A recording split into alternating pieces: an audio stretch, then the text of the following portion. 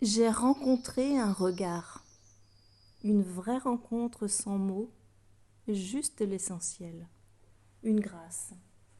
Des histoires d'êtres qui se croisent, se reconnaissent, sans âge, hors temps. Celui d'une petite fille dans un lieu public, un lieu d'attente. Elle est venue planter ses yeux dans les miens, de manière franche, directe. J'ai senti une vraie curiosité saine de sa part, la forme de ses yeux, larges ouverts sur le monde, sans timidité mais aussi sans effronterie, montrait une simplicité perdue pour nous les adultes. Elle n'avait absolument aucune gêne à me fixer longuement. Elle venait me cueillir, me recherchait vraiment. Il n'y avait aucune intention mis à part me scruter, même pas un défi contre une adulte. J'ai adoré soutenir son regard tant il m'attirait, tant sa spontanéité m'a plu, tant elle m'invitait à la connexion. Être vu vraiment, c'est très rare. Regarder vraiment également, surtout sans intention d'obtenir quelque chose.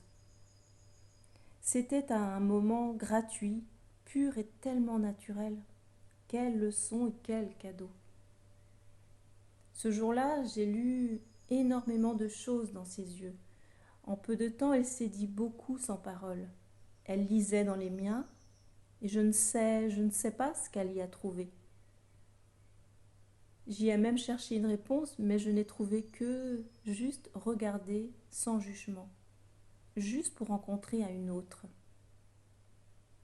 Peut-être pour dire « je te vois ».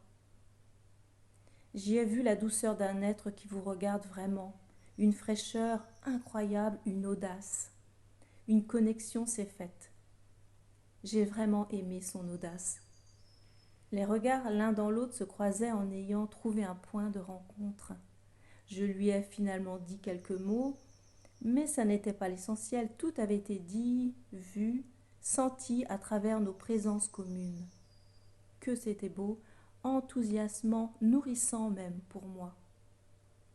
Je remercie cette petite fille que je ne reverrai jamais, mais je sens encore la substance de ce qui s'est dégagé entre nous. Je ne trouve pas vraiment les mots, mais je sais que quelque chose d'important a émané à ce moment-là. Les vraies rencontres ne sont pas toujours celles que l'on pense, et les maîtres non plus. Merci de m'avoir écouté, c'était Isabelle avec mes petites pépites, des mots qui guérissent. J'espère que celle-ci vous aura plu et je vous dis à très bientôt.